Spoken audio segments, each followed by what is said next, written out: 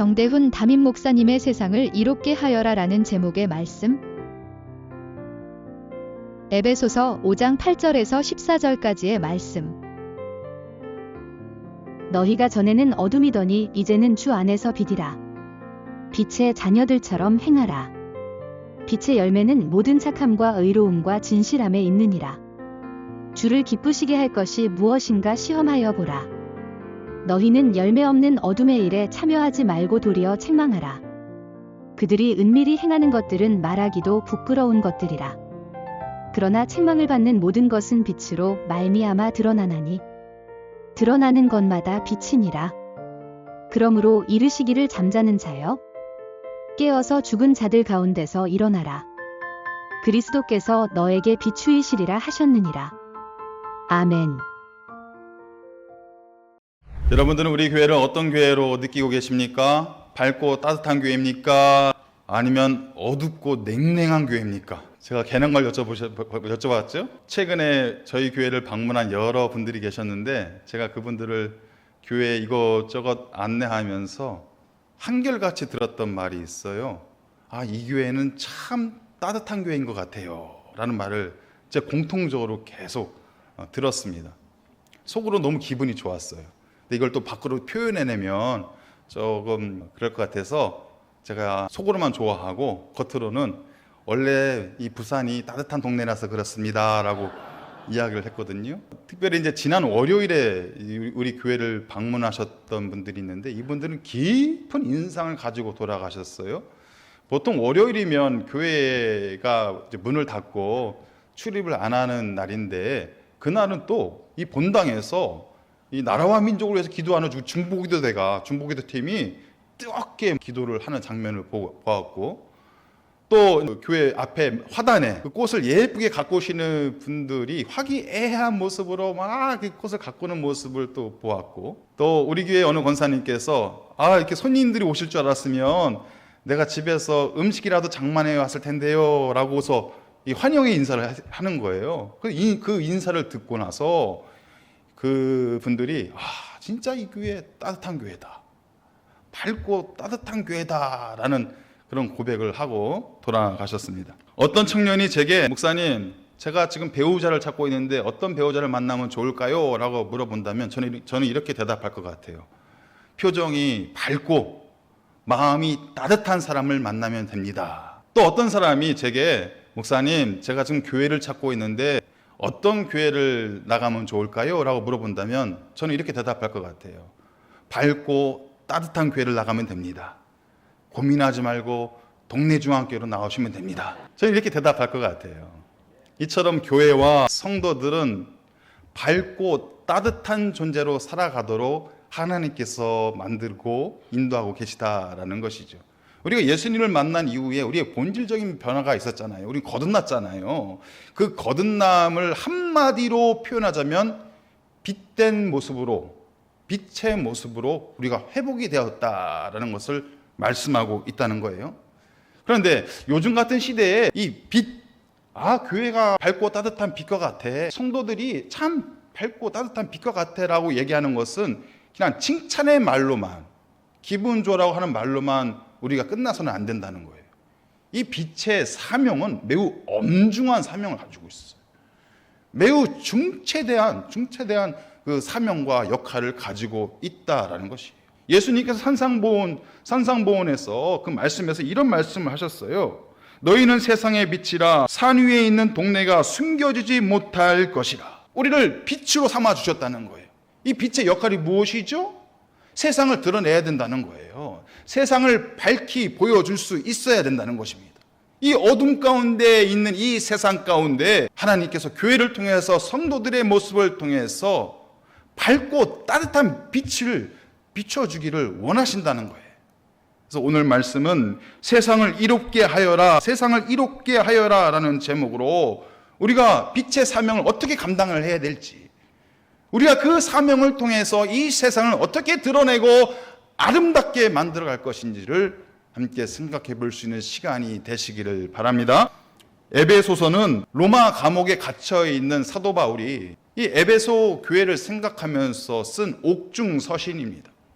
그 당시 에베소 지역은요, 대단한 지역이었어요. 오늘날로 말하면 튀르키예, 터키 그 지역인데요. 이 에베소 지역은 대도시였어요. 특히 그 당시에 가장 유명했던 신전이 있었습니다. 아르테미스 신전. 이 신전이 바로 에베소에 있었어요. 그러다 보니까 각종 우상 숭배가 너무너무 넘쳐나는 도시였죠. 각종 주술과 마술이 성행했던 어둠의 도시였다는 거예요. 겉으로 볼 때는 대도시였어요. 화려한 도시였어요. 웅장한 도시였어요. 하지만 그 내면은 흑암의 도시, 어둠의 도시로 이 에베소가 타락한 도시로 만들어지고 있었다라는 것입니다. 사도행전 19장의 말씀에 보시면 에베소 지역에 사도 바울이 복음을 들고 들어가요. 그러자 회개 운동이 일어나기 시작합니다. 사람들이 회심을 하게 돼요. 그리고 곳곳마다 교회가 세워지게 됩니다. 바울이 2년 동안 에베소에서 이 복음을 전했어요. 교회를 세웠어요. 그 복음의 빛으로 그 교회의 영광스러운 모습으로 에베소 지역이 바뀌기 시작하는 거예요. 어둠의 땅이었잖아요. 흑암의 땅이었잖아요. 그런데 이곳이 밝히 드러나는 밝고 따뜻한 빛의 땅으로, 절망의 땅에서 희망의 땅으로 바뀌고 있다라는 것입니다. 중국의 대사상가였던 이모당이라는 사람이 있었어요. 이 이모당은 장로교 목사의 아들로 태어난 사람입니다. 그리고 선교사의 도움으로 미국 유학을 다녀온 굉장한 석학이었어요. 그런데 이 사람이 젊은 시절에 방황을 하기 시작합니다. 교회에 대한, 신앙에 대한, 기독교에 대한 심각한 고민을 갖게 돼요. 그래서 참된 종교가 어디 있지? 참된 진리가 어디에 있을까? 중국 전역을 다니면서 방황을 하기 시작해요. 그러다가 자신을 끝까지 기다리고 있는 아내의 모습, 밤마다 눈물로 기도하고 있고 자신을 끝까지 포기하지 않고 기다리고 있는 아내의 신실한 믿음 생활을 바라보면서 감동을 하게 돼요. 그리고 다시 교회로 돌아오게 됩니다. 이 사람이 노년에 이교도에서 기독교로라는 책을 썼는데 이 책에서 자신의 방황한 이야기들, 회심한 이야기들, 또 예수님을 만난 이야기들을 기록을 해놨어요. 그리고 이 책의 모든 내용을 한 줄로 정리해놨습니다. 바로 이 문구예요. 해가 떠올랐다. 이제는 촛불을 꺼라. 자신의 심령 가운데, 어둠 속에 있었던 자신의 심령 가운데 마침내 진리의 해가 떠오르니 이제는 그 어떤 작은 불빛도 필요치 않는 인생이 되었다는 거예요. 복음의 빛이 그 영혼을 비추기 시작하니 어둠이 사라졌다는 거예요. 마치 에베소 교회와 에베소 지역이 이런 모습이었다는 것입니다. 복음의 빛이 비추기 시작하니, 예수의 빛이 그 땅 가운데 드러나기 시작하니 어둠의 땅이 밝은 빛의 땅으로, 따뜻한 땅으로 변화되기 시작하였고, 절망의 땅이 희망의 땅으로 변화되기 시작하였다는 것이에요. 오늘 본문 에베소서 5장 8절에서 이렇게 말씀하고 있습니다. 너희가 전에는 어둠이더니 이제는 주 안에서 빛이라. 빛의 자녀들처럼 행하라. 좀 전에 말씀드렸던 것처럼 예수님께서도 우리에게 말씀하셨어요. 너희는 세상의 빛이다. 똑같이 사도 바울도 우리에게 말씀하고 있습니다. 너희는 주 안에서 빛이다. 무엇입니까? 우리의 본질적인 변화가 일어났다는 거예요. 이 자리에 계신 모든 분들은 예수님께서도 인정하시고 사도 바울도 인정한 빛의 자녀들이다 말씀하는 거예요. 먼저 볼 때 너희는 어둠 속에 있었던 사람들이다 라고 말씀하고 있지 않아요. 뭐라고 말씀하고 있습니까? 너희가 전에는 어둠이었다. 우리가 어둠 속에서 살아갔던 사람들이 아니라 우리의 본질 자체가 어둠이었다는 거예요. 우리의 죄악으로 인해서 우리는 어두운 인생이었어요. 죽어있는 인생이었어요. 우리의 마음이 타락한 인생이었어요. 우리의 생각이 오염된 인생이었어요. 어둠 속에서 마귀의 종노릇을 하며 살아갔던 그런 인생이었습니다. 그러나 하나님의 긍휼하심과 자비하심으로 어둠의 인생에서 빛의 인생으로 변화될 수 있었어요. 무엇 때문에요? 예수 그리스도의 진리의 빛이 우리를 찾아왔잖아요. 나의 어두운 심령 가운데 예수의 빛이 찾아왔다는 거예요. 여러분들의 심령 가운데, 여러분들의 삶의 자리에 예수의 빛이 찾아왔다는 거예요. 그래서 우리는 흑암의 땅에서 영원한 주님의 나라로 옮겨지게 되었다. 그 말씀을 하고 있는 것입니다. 이제 우리는 세상에서의 어두운 인생이 아니라 주 안에서 빛된 인생으로 살아가게 되었다라는 것을 말씀하고 있는 거예요. 주 안에서 빛이다. 너희는 주 안에서 빛된 자녀다라고 말씀하고 있지 않습니까? 여기서 핵심이 무엇입니까? 주 안에서. 여러분, 우리 스스로 빛을 낼 수 있는 사람들이 아니에요. 열심히 노력한다고 해서, 열심히 씻는다고 해서, 열심히 화장한다고 해서 우리에게서 빛이 나는 존재가 아닙니다. 하나님이 여러분들을 쫙 빛의 잔으로 삼아주시면 광채가 나요. 제가 우리 성도님들 몇 분 이렇게 만나볼 때마다 깜짝깜짝 놀랄 때가 있어요. 뒤에서 광채가 그냥 이만한 광채가 나는데 너무너무 눈이 부셔가지고 하나님께서 우리를 빛된 자녀로, 빛의 잔으로 삼아주시고 광채가 나는 인생으로, 빛이 나는 인생으로 하나님께서 은혜를 주신다 말씀하고 있습니다. 그런데 사도 바울이 바로 이어서 이렇게 말씀해요. 빛의 자녀들처럼 행하라. 빛의 자녀라면 빛의 자녀들처럼 살라라고 말씀하는 거예요. 우리가 누구입니까? 빛의 자녀예요. 그럼 우리는 어떻게 살아야 되죠? 빛의 자녀들처럼 살아가야 되는 거예요. 사도 바울이 우리에게 명하고 권면하고 있는 말씀입니다. 여러분, 그래서 우리는 그 빛을 드러내야 돼요. 여러분들 앞에, 여러분 안에 꽁꽁 싸매어 두지 마시고 그 빛을 자꾸 드러내셔야 돼요. 용서의 빛을 드러내셔야 돼요. 여러분들의 마음을 아프게 하는 그 한 명이 있잖아요. 많지도 않아. 딱 한 명 있어요. 그 사람을 향해서 용서의 빛을 드러내셔야 돼요. 자비의 빛, 긍휼의 빛을 드러낼 수 있어야 돼요. 또 내 주변에 힘들어하는 사람들이 있잖아요. 삶의 의미를 잃어버리고 힘들어하는 사람들이 있다는 거예요. 방황하면서 힘든 인생을 살아가는 사람들이 있어요. 그들에게 위로의 빛, 소망의 빛을 비춰주셔야 돼요. 여러분, 전도가 무엇입니까? 복음을 전하는 것이 무엇이에요? 그 영혼들에게 위로의 빛, 소망의 빛을 드리우는 거예요. 전해주는 것입니다. 여러분, 우리 동네 중앙교회가 어떤 교회가 되기를 원하세요? 밝고 따뜻한 교회가 무엇입니까? 삶의 의미를 모르는 사람들, 내가 왜 사는지 알지 못하는 사람들, 내가 어떻게 살아가야 될지를 방황하고 있는 그 사람들이 이 주예전에 나와서 이 동네 중앙교회를 만남으로 인해서 새로운 빛된 인생으로 회복이 되는 것, 이것이 바로 하나님께서 기뻐하시는 교회의 모습이 아니겠습니까? 이 자리에 영적인 방황을 하는 사람들이 나와서 하나님을 만나고 이 진리의 말씀 가운데 삶의 방향성을 발견하고 그들의 인생이 거듭나서 이제는 흑암의 인생이 아니라 빛된 인생으로, 빛의 자녀로 살아가는 것, 하나님이 그거 하라고 이 자리에 교회를 세워주시고 이렇게 부흥성장시켜준 것 아니겠습니까? 그것이 우리의 사명이라는 거예요. 우리의 역할이라는 것입니다. 마틴 루터 킹 주니어 목사님은 유명한 말을 남겨놨습니다. 어둠은 어둠을 몰아낼 수 없습니다. 오직 빛만이 그것을 할 수 있습니다. 미움은 미움을 몰아낼 수 없습니다. 오직 사랑의 빛만이 그것을 할 수 있습니다. 이 빛이 드러나는 교회, 빛의 잔으로 살아갈 수 있는 성도들이 모여있는 교회, 그 교회만이 하나님의 영광을 나타낼 수 있는 교회다라고 말씀하는 것이죠. 우리는 지난 한 달 5월 동안 함께 드림 예배를 드리면서 세대와 세대가 연결되고 또 더 큰 하나님의 은혜를 경험하였습니다. 지난 주간에는 우리 청년교회와 함께 이 시간에 예배를 드리지 않았습니까? 그러면서 세계의 불빛을 비췄어요. 우리 성도님들을 대표해서 장로님께서 나와 주셔서 그동안 우리가 지켜온 믿음, 동네 중앙교회가 지켜온 그 믿음의 빛을 비췄습니다. 그리고 다음 세대를 대표해서 우리 청년이 나와서 우리도 그 믿음을 이어받겠습니다. 그러면서 비전의 빛을, 그 불빛을 비췄어요. 그리고 제가 우리 교회를 대표하여, 교회 공동체를 대표하여 우리 동네 중앙교회가 헌신하고 감당해야 될 그 헌신의 빛을 비췄습니다.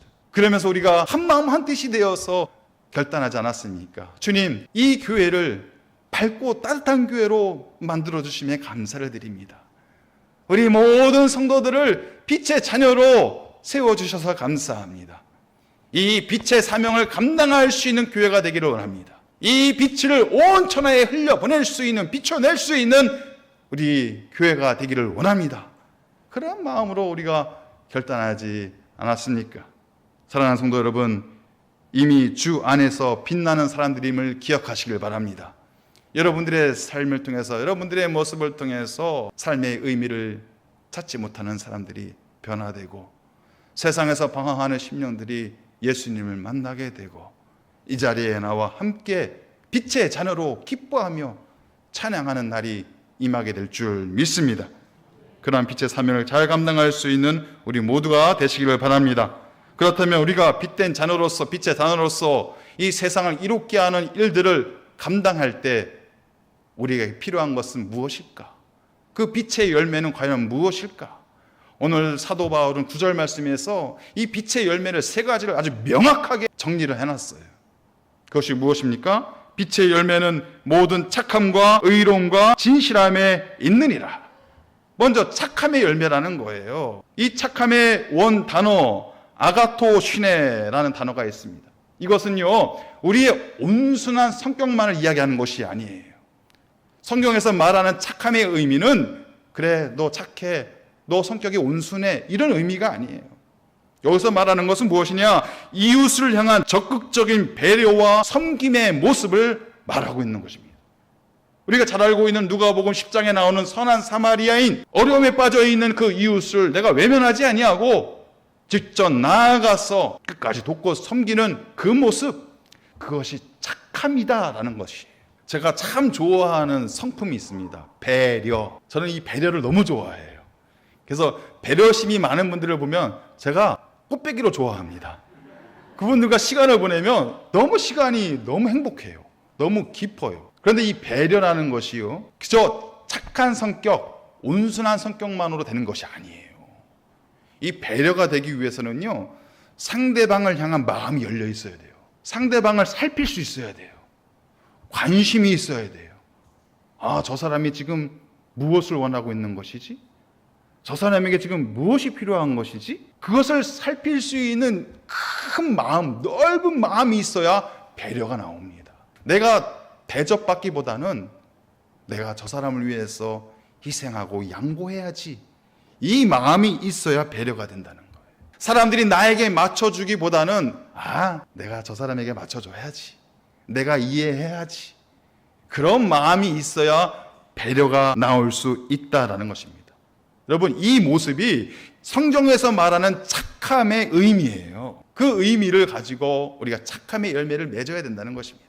두 번째는 의로움의 열매입니다. 이 의롭다라는 단어, 다카이오시네라는 단어는요, 하나님과의 관계에서는 거룩하고 순종하는 모습으로, 또 사람들과의 관계에서는 공평하고 정의로운 모습으로 있는 것이 의로움의 뜻입니다. 그 의미예요.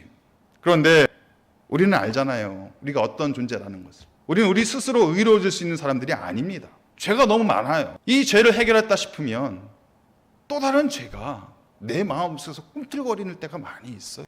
항상 죄와 씨름하며 살아갈 수밖에 없는 것이 우리의 운명이고 숙제입니다. 절대로 이런 죄성을 우리가 이겨낼 수가 없어요.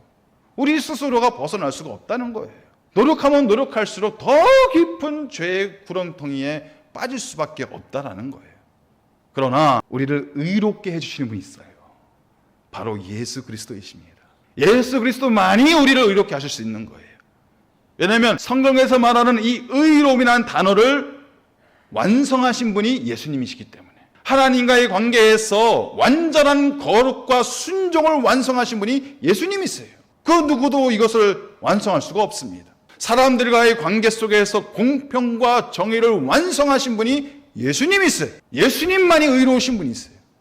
그런데 그 예수님께서 당신이 입고 있는 의의 옷을 우리에게 입혀주셨다니까요. 얼마나 놀라운 사건입니까? 절대로 우리는 우리 스스로 의로워질 수 있는 존재가 아닌데 예수님께서 당신이 입고 있는 그 의의 옷을 우리에게 입혀주시며 너희는 의로운 백성이다, 의로운 나의 자녀다라고 인정해 주시는 거예요. 그렇기 때문에 우리는 예수님을 본받아야 되는 거예요. 예수님 안에서 살아가야 되는 거예요.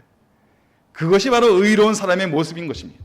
하나님 앞에 나와서도 우리의 허물과 우리의 죄악된 모습으로 하나님을 부르짖는 것이 아니라 예수 이름 붙잡고, 우리가 온전히 오늘 교회 가운데 있을 때 우리 머릿속에 남아있어야 될 단 하나의 이름이 있다면 예수 이름인 거예요. 예수 이름 붙잡고 하나님 만나는 거예요. 우리가 수많은 사람들 만나잖아요. 그 수많은 사람들과의 만남들 속에서 우리는 예수의 이름으로 그 사람들을 만나는 거예요. 여러분, 내 자신의 이름을 가지고 만나다 보면 시기와 질투와 다툼과 아픔만이 남게 돼요. 우리 안에 얼마나 많은 이기심이 있습니까? 우리 안에 얼마나 많은 욕심의 그 덩어리들이 있어요. 하지만 그 사람들을 만날 때 우리가 예수의 이름으로 나아가면, 예수의 이름으로 그 사람들을 만나게 되면 모든 관계 속에 공평과 정의의 은혜가 흘러갈 수 있게 된다는 것입니다. 이것이 바로 성경에서 말하는 의로움의 의미이고 열매입니다. 그리고 세 번째, 진실함의 열매라는 거예요. 이 헬라어 알레테이아, 이 진실함의 의미는요, 두 차원의 의미를 가지고 있어요. 첫 번째는요, 우리 내면적으로 정직하다는 거예요. 정직하다. 진실하다는 얘기는 뭐냐면 우리의 내면이 정직하다는 거예요. 또 다른 의미는 여러분, 우리가 살면서 우리가 주변에 얼마나 많은 거짓과 속임수가 넘쳐나고 있습니까? 정신을 똑바로 차리지 못하면 그 속임과 거짓에 우리가 덜커덕 넘어질 때가 얼마나 많이 있어요. 요새는 전화도 마음대로 못 받아요. 이 전화가 제대로 된 전화인지, 그래서 저의 전화를 그렇게 안 받으시는군요. 요새는 전화 받기가 참 힘든 시대예요. 왜냐면 또 누군가를 날 속이려고 하지 않나 라는 걱정이 있으니까 전화 받기 쉽지가 않아요. 속임수와 거짓이 난무한 이 시대 가운데 진실함이 뭔지 아세요? 그것에 우리의 마음이 휩쓸리지 말고 하나님의 진리의 말씀을 지키고 따르라. 이것이 성경에서 말하는 진실함의 의미입니다. 빛의 사람은 말과 행실에 있어서 정직해야 돼요. 사람들에게 신뢰와 믿음을 줄 수 있어야 됩니다. 아, 그 사람이면 내가 믿을 만해. 내가 그 사람이라면 믿고 따를 만해. 아, 동네 중앙교회라면 내가 믿을 만해. 그 교회 괜찮은 교회야. 그렇게 우리가 인정받고 칭찬받을 수 있어야 돼요. 우리가 정직하게 행할 수 있다면, 이 복음의 진리를 붙잡고 정직하게 행할 수 있다면 당연히 그러한 칭찬은 우리에게 들려올 수 있게 되는 것입니다. 저는 우리 교회가, 또한 우리 성도님들이 이러한 빛의 열매를 맺어가기를 원합니다. 착하고 의롭고 진실한 열매. 이것이 바로 빛된 자들의 마음속에, 그들의 인생 속에 반드시 드러나고 맺혀야 될 빛의 열매라는 것입니다. 또 하나, 이것은 우리에게만 있는 것이 아니라 이 빛의 열매가 필요한 사람이 있어요. 바로 이 나라 이 민족의 지도자입니다. 이제 며칠 뒤면 새로운 지도자가 결정이 되잖아요. 여러분 다 투표하셔야 됩니다. 조사하면 다 나와요. 투표했는지 안 했는지 다 투표하셔야 돼요. 꼭 투표하셔야 돼요. 한 번도 빠지지 말고 투표하셔야 돼요. 그리고 투표만 해서 끝나는 게 아니에요. 이제 국민의 선택으로 새로운 지도자가 결정될 거 아닙니까? 그러면은 그 지도자를 위해서 기도해 주셔야 돼요. 바로 오늘 말씀, 빛의 열매를 맺어갈 수 있는 지도자가 될 수 있도록, 그 착함의 마음으로 국민들을 배려하고 그 국민들을 섬기는 지도자가 될 수 있도록 기도해 주셔야 됩니다. 그 의로움의 마음을 가지고 깨끗하고 공평하고 정의로운 지도자가 될 수 있도록 여러분들 기도해 주셔야 돼요. 여러분에게만 착하고 의롭고 진실한 열매만 있는 것이 아니라 이 민족을 다스리는 그 지도자에게도 이런 빛의 열매, 착하고 의롭고 진실한 열매가 맺힐 수 있도록 기도해 주셔야 됩니다. 진실함의 열매가 있어야 돼요. 정직한 마음으로 이 나라를 다스려야 돼요. 하나님의 말씀을 두려워하며 그 말씀을 따를 그 지도자, 그 마음이 있어야 되는 거예요. 그렇다면 하나님께서는 빛의 열매를 맺어가는 우리를 통해서 세상을 어떻게 이롭게 만들어 가시는 것일까? 오늘 마지막 14절 말씀입니다. 그러므로 이르시기를 잠자는 자여 깨어서 죽은 자들 가운데서 일어나라. 그리스도께서 너에게 비추이시리라 하셨느니라. 아멘. 여러분, 이 말씀은 이 초대교회 당시 초대교회 성도들이 이렇게 모였을 때 불렀던 찬송의 가사였습니다. 그 가사를 가지고 사도 바울이 인용을 해온 거예요. 그럼 왜 사도 바울이 이 말씀을 인용해 왔을까요? 빛의 자녀들이 세상 가운데서 빛의 열매를 맺어갈 때 잠자는 영혼들이 깨어날 수 있다는 거예요.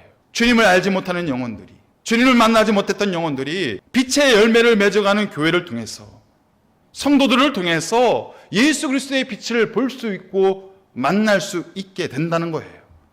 그래야만 그 영혼들이 잠자는 자리에서 깨어나는 거예요. 흑암의 자리에서 빛의 자리로 나올 수 있다는 것입니다. 어두운 인생이 새로운 소망을 갖는 인생으로 회복될 수 있다는 거예요. 누구를 통해서요? 빛의 열매를 맺어가는 교회와 성도들을 통해서 그 위대한 역사가 일어나게 된다라는 것입니다. 사랑하는 성도 여러분, 빛의 열매를 맺어가시길 바랍니다. 여러분들의 신앙생활 속에, 믿음생활 속에 착하고 의롭고 진실한 열매들이 차고 넘쳐나시길 바랍니다. 그럴 때 여러분들이 만나는 사람들에게 그 생명의 빛을 나눠줄 수가 있는 것입니다. 우리 동네 중앙교회 가운데 이런 빛의 열매가 차고 넘쳐나기를 간절히 바랍니다. 그럴 때 우리 교회를 통해서 이 땅이, 이 민족이 어둠이 아니라 새로운 희망의 나라로, 희망의 땅으로 회복될 줄 믿습니다. 빛의 사명자들로서, 빛의 자녀들로서 그 사명을 이루기 위하여 열심히 기도하고 헌신하시고 수고하며 달려갈 수 있는 그 믿음의 발걸음이 다 되시기를 축복합니다. 하나님께서 저와 여러분들 우리 모두를 빛의 자녀로 불러주셨습니다. 그리고 말씀하십니다. 일어나라, 빛을 발하라. 동네의 중앙교회여, 일어나라, 빛의 사명을 이루어라. 우리와 또한 우리 동네 중앙교회를 통하여서 세상을 이롭게 하는 주님의 성령의 역사가 펼쳐지시기를 주님의 이름으로 축복합니다.